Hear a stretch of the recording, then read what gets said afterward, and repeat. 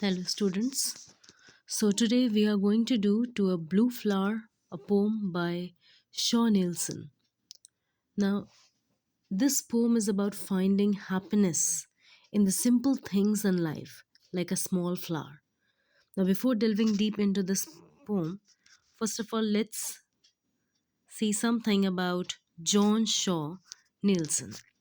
So, John Shaw Neilson was an Australian poet, and he was known for his ability to capture the beauty and simplicity of nature in his works. Uh, he was born into a poor farming family, and he grew up amidst rural landscapes, which has deeply influenced his poetry. Now, his works often reflect a sense of wonder and a spiritual connection to the natural world, and he focuses on themes of beauty, simplicity, uh, and the fleeting nature of life. Okay, now in To a Blue Flower, Nielsen's personal philosophy is evident. The poem reflects his deep admiration for the natural world, emphasizing the deep joy that simple, unassuming things can bring. His rejection of materialism in the poem can be seen in his dismissal of the pearls of the crown, which mirrors his own modest lifestyle and values. Now, the blue flower in the title, it symbolizes his love for nature and his ability to find happiness in small everyday wonders. Now, this idea aligns with his broader poetic vision, where nature is not just a backdrop but a source of comfort, inspiration, and identity. His use of vivid imagery and simple, heartfelt language makes his poetry accessible. It allows readers to connect with his profound or intense appreciation for life's natural beauty. Now, through this poem, Shaw Nielsen invites us to take a pause in our life and cherish the small, beautiful things around us, showing how they hold more meaning than all the wealth or any power in the world. Okay, now let's start the poem. We are going to discuss each stanza one by one. I would be dismal if all the pearls of the crown of a king, but I can talk plainly to you, you little blue flower of the spring. So, in the very first stanza of To a Blue Flower, Nielsen shares a personal thought. That is, even if he were given all the riches and power symbolized by the pearls of the crown of the king, he would not find happiness in them. Instead, he would find comfort and joy in speaking to the little blue flower of a spring. So now the flower here represents the simplicity and natural beauty, things the poet values deeply.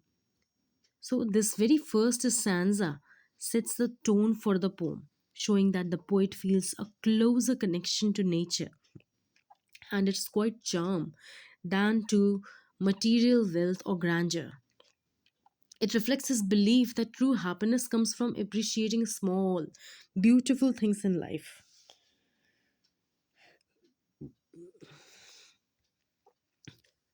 Here, in the heart of September, the world that I walk in is full of the hot, happy sound of the shearing, the rude, heavy scent of the wool.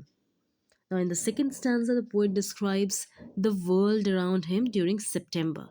Now, September is the time of harvest in his native land. Okay, so he paints a very lively picture filled with the sounds of sheep shearing and the strong, earthy smell of wool.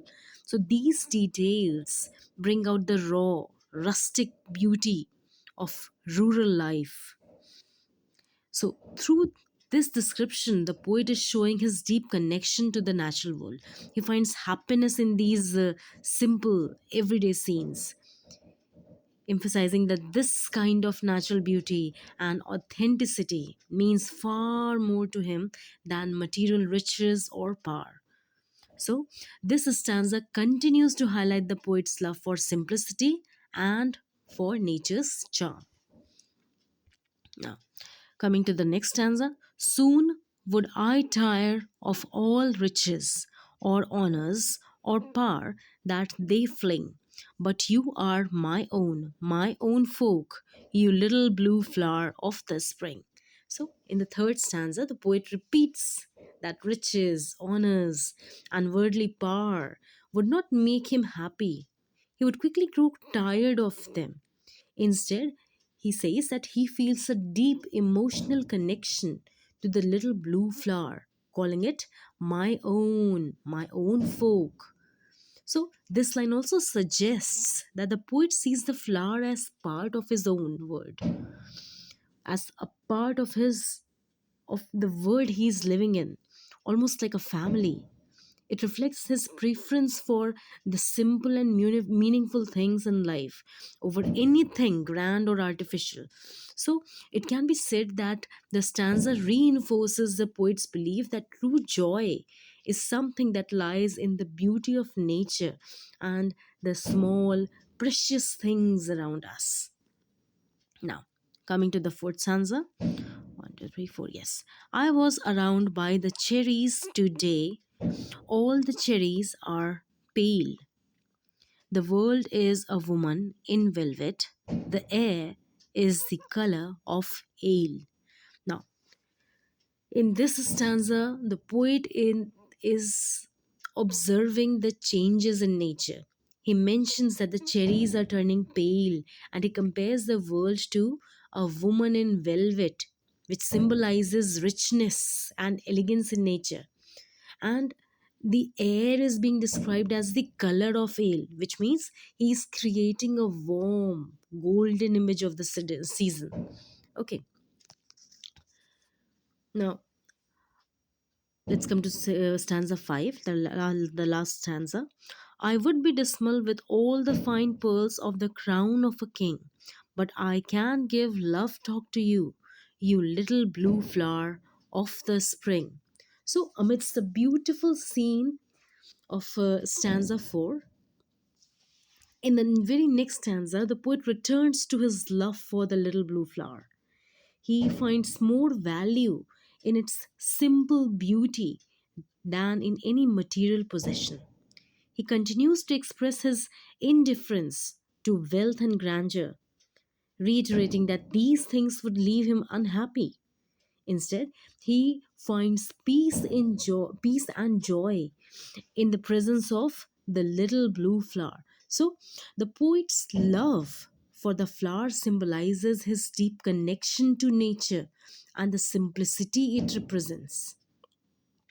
The last stanza, through its resemblance to the first stanza, okay, you can see the last stanza is very much similar to the first stanza, right? It is only the second line जहाँ पे थोड़ा सा change है, जहाँ पे first line में था but I can talk plainly to you. In the last stanza it is but I can give love talk to you, but इतना ही difference है. So this resemblance emphasizes the enduring theme of the poem, which is true happiness is found in the beauty of nature and not in material riches or power. So, this stanza ties together the poet's admiration for nature and his belief that true happiness is something that comes from cherishing small, meaningful moments. Okay, now, so this is all in the poem. Now, coming to some aspects that we should do while discussing a poem: rhyme, rhythm, tone, and everything. Okay, so first of all, rhyme. So the poem follows AA rhyme scheme, with the first and second lines of each stanza rhymes. You can see over here. See, king, spring. In the first stanza, it's king, spring. In the second stanza, full, wool. Third stanza, fling, spring. fourth stanza, pale, ale. Last stanza, king, spring. So again, a king, spring is repeated, right? Okay. So this creates a sense of harmony and smoothness. It reflects the poet's appreciation for the natural world, which is itself full of order and balance. So the rhythm of the poem is steady and flowing. Now, this steady rhythm mirrors the calm, peaceful tone of the poem, and it gives it a gentle, reflective quality. It suggests that the poet is relaxed and thoughtful, right? He has got a very thoughtful or contemplative attitude towards nature and its simplicity. His voice is calm and serene and full of admiration as he reflects on the beauty of the blue flower and contrasts it with the empty promises of wealth and power. So there is also we can say that there is also a tone of affection and familiarity when the poet refers to the flower as my own folk. याद है यहाँ पे था in the third stanza, second line, my own folk, right? So it again shows a feeling of affection, familiarity, right? It shows his deep emotional connection to nature. So overall the tone conveys a sense of peace, contentment, satisfaction, and a desire to find joy in life's simple pleasures, right? Now, discussing the literary figures and devices that is evident in this particular poem to a blue flower. First of all, let's discuss imagery. So I have quoted the phrases which I've taken from the poem. So the poem is rich in pictorial sensory images. For example, the hot, happy sound of the sharing, and the air is the color of ale. It appeals to the senses. Both these phrases appeal to the senses of hearing and sight, making the poem feel real and immersive. Right. So now these images help the reader experience the world the poet is describing, focusing on the simple, earthy beauty of nature. Right.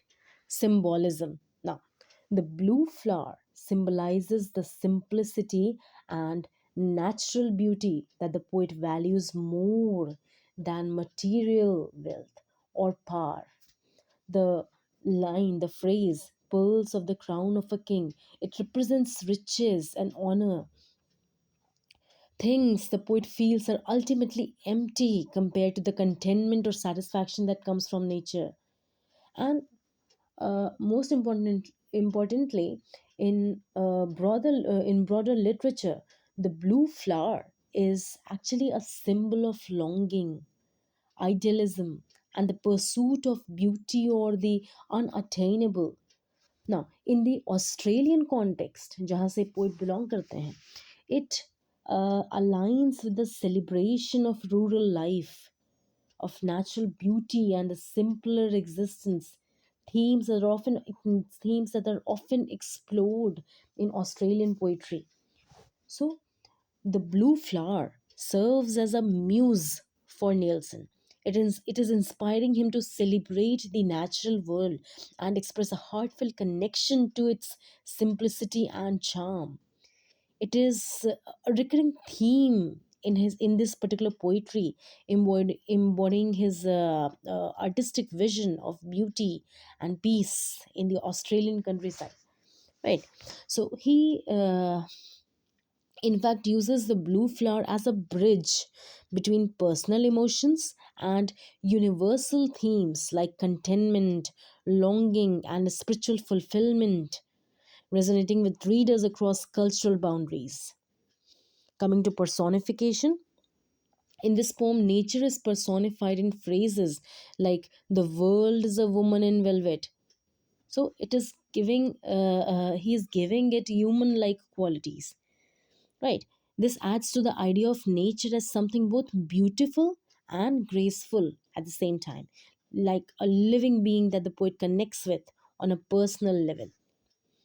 Repetition. Now, the poet repeats certain phrases for emphasis, such as, I would be dismal with all the pearls of the crown of a king, and you little blue flower of the spring. So this repetition reinforces the poet's central message. And what is the central message? That he values the simple beauty of nature more than anything else. Right. Contrast. Now, contrast to pata hi hai. What are the two things that are being contrasted? The blue flower and material wealth, power, right? So the poet contrasts the beauty and simplicity of the blue flower with the grandeur of material wealth and power. So this highlights the poet's belief that true joy is something that comes from nature and not from external possessions or status. It represents Neilson's belief that true happiness lies in nature's humble and unpretentious beauty and not in any riches or honors. Right. The last one, alliteration. Now, the use of alliteration, such as in hot, happy sound, right? It creates a musical flow to the poem, making it more pleasant to read and adding to its rhythmic quality, right? So, to conclude, we can say that it is a heartfelt poem that celebrates simplicity and deep connection we can feel with nature. The poem is, in fact, a celebration of the small joys in life, like the beauty of a little blue flower. So, Shaw Nielsen shows us that true happiness doesn't come from wealth or power, but from appreciating nature and its simplicity. He reminds us of the deep peace and joy we can find in the natural world if we take the time to notice it. अगर ध्यान दे तो हमें इन सब चीज़ों में भी बहुत मज़ा आएगा, बहुत खुशी मिलेगी, right? Okay, so with this we have done this poem. इसमें और कुछ नहीं है. It's a very small poem, right? And I hope you would be able to understand it. अगर कोई दिक्कत हो तो you can always reach out to me on my Google Classroom. Okay, thank you class.